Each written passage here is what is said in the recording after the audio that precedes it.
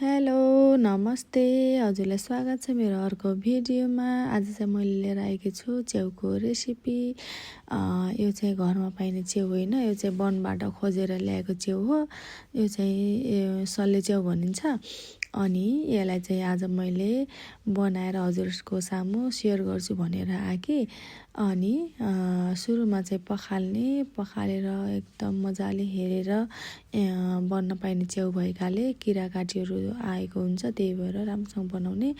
अनि कराई डोस्ने, त्यसपछि छुटाउनै नपर्ने कुरा लसुन र टिमुर। अनि मैले लसुन, टिमुर, जिरा, अदुवा हालेर पेस्ट बनाएँ। त्यसपछि मैले कराईमा तेल हालिसकेँ। तेल हालिसकेपछि कराई तातिएपछि मेथीलाई पर्र पड्काएँ। त्यसपछि मैले प्याज पनि हालेँ।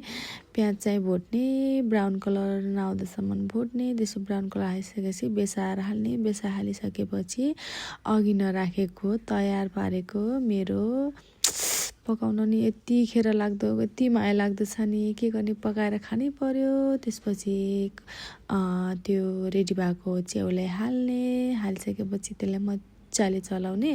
चलाएपछि यता मैले चाहिँ पाक्दै गर्छ, उता चाहिँ मैले टमाटरको पेस्ट बनाएर पनि रेडी पारिसकेँ। त्यसपछि मैले नुन हालेँ। नुन हालिसकेपछि अघि बनाएको मैले पेस्ट पनि हालिदिएँ। यो टिमुर र लसुन चाहिँ छुटाउनु हुँदैन है, यो बन्न पाइने च्याउ हो। विषादीहरू हुन्छ नि त, अनि किराकाटी के हुन्छ, अनि त्यहीलाई मार्छ नि त, त्यही भएर। अनि मैले अघि न टमाटरको पेस्ट रेडी पारेको त्यो पनि हालेँ। हालिसकेपछि यसलाई मजाले चलाउने अनि 10-15 मिनट जति पाक्न छोडिदिने। पाकिसकेपछि यति मिठो हुन्छ, कुरै नगरौँ नि। त्यसपछि मेरो च्याउ रेडी भयो, थालमा सर्भ पनि गरेँ। अनि मेरो भिडियो कस्तो लाग्छ, यदि मन पर्यो भने मेरो भिडियोलाई like, comment, share and subscribe गर्न नबिर्सिनु होला।